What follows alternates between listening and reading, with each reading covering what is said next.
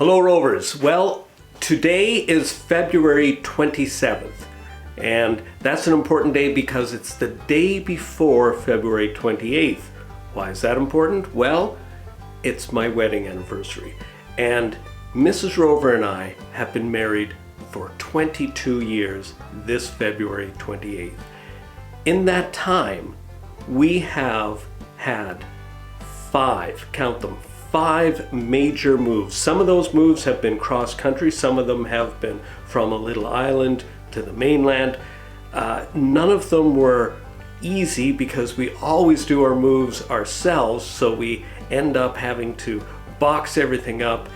Furniture, some items are big and bulky, they're hard to move. You have to call in help from your friends. But anyway, these are life's little challenges. But this particular move has some unique challenges.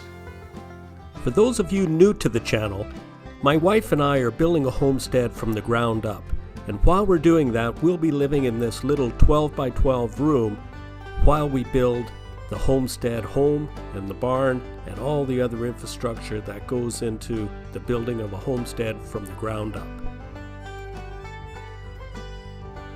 Now, let's get back to the move. Challenge number 1. Our house has not sold. Now, we're counting on the sale of this house not only to pay off the small mortgage, but also to give us the funds so that we can purchase the building materials to build both the house and the barn. Well, this leads into challenge number 2. The cost of building materials has pretty much doubled as a result of COVID-19, at least in my area. And as well, there are shortages and long lead times necessary to get certain building materials such as windows and doors and even specific wiring. Challenge number 3 is really all about the weather. Now, when it's cold out, we have no problem driving on this old driveway that was just an old driveway on a farm field. It's not really a proper driveway. But when spring comes around, and that's pretty much right around the corner, the ground starts getting soft. And in fact, every second day we're dealing with that right now. So we cannot do the move when the ground is soft. We need a frozen driveway in order to drive the truck that'll have all of our household belongings on. Otherwise, it's just going to sink into the mud and become a real mess. So last weekend, the stars aligned, the temperatures were well below freezing, and my good friend, Brian McIsaac, gave me a hand loading up all of our heavy household furniture onto a U-Haul and moving it out to Rover's Rest. Now, I know a lot of you are probably thinking, how do you squeeze an entire household full of belongings into a little space approximately 12 feet by 14 feet? And you know something? That's a good question, but let's see if we can solve that. This one you said is heavy. Oh yeah. Put it on the bottom. Okay. I think the real trick is you've got to fill the space vertically.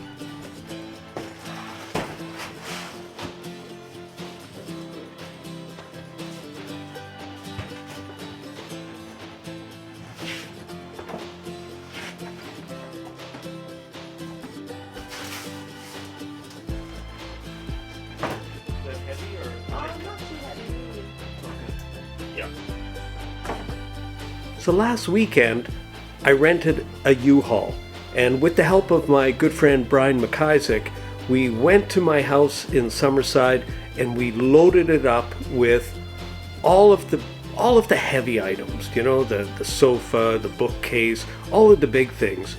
I also filled it up with as many boxes as we had ready, and then we brought it out here, and I didn't actually unpack it thinking that that was the final order of things. In fact, what I did was I unpacked it just in the whole shop area, and then I looked at it like a jigsaw puzzle, and I started thinking, how can I get all these items into this little space? So this space is about 12 feet wide, and it's 8 feet tall, and we're probably using 12 to 14 feet of it. So call it 144 to 150 square feet.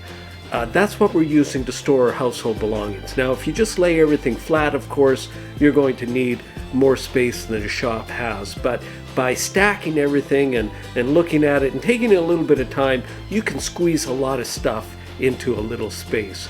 So Brian and I got most of the big ticket items moved in just one move with the U-Haul. And then the next day, I felt like a truck had run over me. I needed a day to recover from that. There's one example of what it's like to be in your mid-50s doing yet another major move. Anyway, full recovery, and then Mrs. Rover and I, well, we would stuff the car with boxes, and we've made probably 3 trips out here with the car. Every time we're coming out, we're bringing stuff. But it's not as though I could have just put all that into the U-Haul to start with, because we have to vet all of our belongings. And you look at the stuff and you say, well, you know, I haven't used this in years, or this is something that's broken, or we have 2 of these, so it's time to unload some of those belongings. And that's what we did, but that takes time, and you want to be careful in that. You don't want to be throwing out things that you may need. So we've filled all the little nooks and cranny behind me with all kinds of boxes. The freezer has stuff in it. These wardrobes or cabinets and sideboard and chest of drawers behind me, they all will be filled. They have yet to be filled. So we still have a little bit of space here. Well, actually considerable space left. Almost, I'd say, a third of our space hasn't been used yet, and we only have a few items left back at the house. So we're in really good shape. So the bottom line is we're going to be able to move all of our stuff in here. However, this is long-term storage. You can't really store it in here and grab what you need on a day-to-day basis. So you have to think in terms of what it is that I need on a day-to-day basis, and that goes into the nest. And from there, well, you know, we know that we're going to be living under semi-rugged conditions for the year that we're building. Now, with the exception of my tools, almost everything that we have, we either purchased together or we built over the last 22 years. And what we're looking at right now is the Mark II cheese press. You see, on our last homestead, we had a dairy cow. And that dairy cow produced gallons and gallons of milk every day. So, you know, we made kefir with it, we fed calves with it, but we still had a lot left over. So we started making cheese. And to make cheese, you need a press, something that can apply a lot of weight consistently on the cheese mold. And I designed and built this. And I'm just really happy that we didn't discard it when we left the little homestead. We didn't know that we'd be doing one more homestead at that time.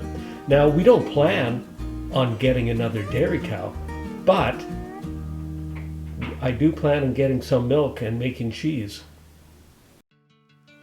Well, that completes more or less phase 1 of the big move to Rover's Rest.